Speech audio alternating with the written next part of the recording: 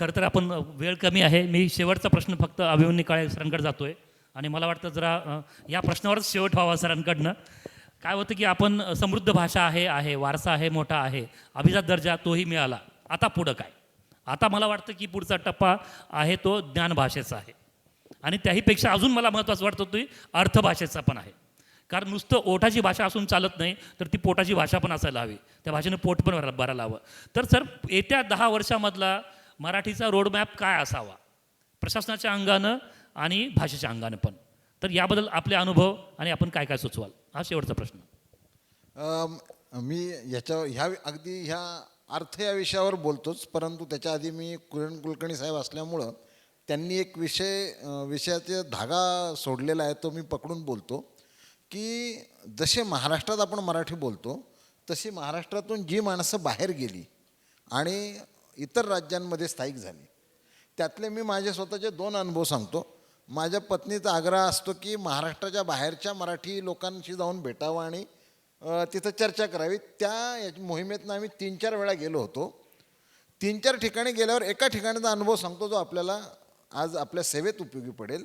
आम्ही तंजावरला जाऊन एक 8 दिवस राहिलो होतो आणि तंजावरमध्ये आजही अनेक मराठी माणसं आहेत, मराठीत बोलतात.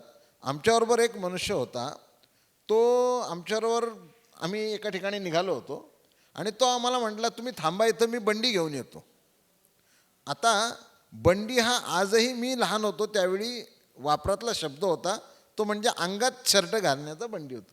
तर मला हे कळे ना, मला असं वाटलं हा जुना शब्द वापरतो, ठीक आहे, मी बंडी घेऊन येतो, पण बंडी कशासाठी आणतो? पण मग माझी ट्यूब पेटली आणि आपण त्याच्याही पूर्वीची, एक 100 वर्षापूर्वीची मराठी आठवली तर ज्या गाड्या असायच्या, घोडागाडी, बैलगाडी, यांना बंडी हा एक पर्याय शब्द होता, जो बहुतेक बैलबंडी, जो बहुतेक 300-400 वर्षांपूर्वी तंजावरला गेलेला आहे आणि अजून ते तिथंच थांबलेलं आहे. म्हणजे मी हे यासाठी निरीक्षण सांगतो की आपण करीतच आहात. तर ज्या महाराष्ट्रातले जे वेगवेगळे लोक, आमचा अनुभव, आम्ही दोघं गेलो होतो त्यावेळेचा हा तुम्हाला सांगितला. गुजरातमध्ये पण अशाच प्रकारची मराठी शब्द, मराठी गुजराती मिश्रित मराठीचा आहे, परंतु मराठी बऱ्यापैकी जुनी आहे. आपण काम करतच आहात, तर ह्याचा एक अनुभव म्हणून सांगितला. आपण वापर केला याचा, तर जुनी मराठी भाषेचं अत्यंत गोड रूप आपल्याला मिळेल, ते एक वापरता येईल. दुसरा मुद्दा एक सांगतो की अर्थ म्हणजे पैसा कमवून देणारी भाषा व्हावी, तीच भाषा टिकेल, हीच वस्तुस्थिती आहे. किंबहुना कायम जर पैसाच मिळणार नसेल तर त्या भाषा संपलेल्या आहेत. काय हे बघा, लक्षात घ्या, भाषा या प्रवाहीच आहेत. हजारो वर्षांपूर्वी जेव्हा आदिमानव निर्माण झालं त्याची भाषा वेगळी होती. नंतर काळाच्या ओघामध्ये साम्राज्य तयार झाली आणि या साम्राज्यांनी अनंत भाषा गिळून टाकल्या. आज आपल्याला इंग्रजी भाषा दिसते, त्या इंग्रजी भाषेमध्ये अनंत बोलीभाषा होत्या आणि आहेत, त्या फक्त आता वापरल्या जात नाहीत.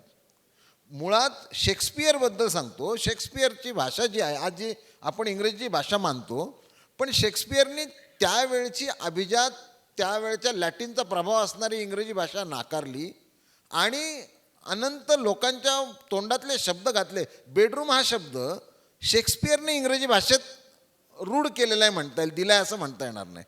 मी काय 50-100 शब्द सांगू शकतो आपण. अशा प्रकारे आज जी आपण परकीय भाषा म्हणतो, ती देखील कुणीतरी लोकभाषा म्हणून अंमलात आणलेली भाषा आहे. हिचा वापर केला तर अर्थ कसा निर्माण करता येईल, पैसा कसा मिळेल, तर याच्यावर मी खरंच सांगतो, मी गंभीररित्या बोलतो आणि मी खूप म्हणजे याच्यावरती खूप चिंतन केलेलं आहे की काय व्हायचं मराठीचं.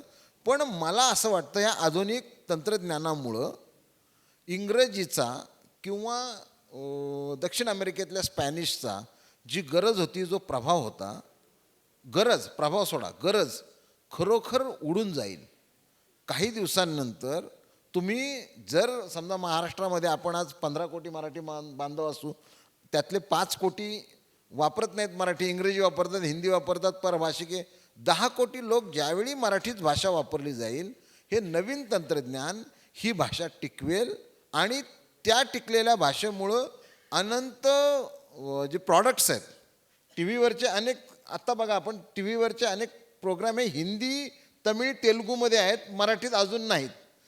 हळूहळू आपण ज्यावेळेला वापरायला लागू, कुलकर्णी सर म्हणले तसे क्लाउडला ज्या वेळेला कळेल की हे 10 कोटी लोक हे मराठीच वापरत आहेत, त्यावेळेला आपल्याला ह्या अर्थव्यवस्था म्हणून देखील मराठी भाषा आपल्याला मदत करेल.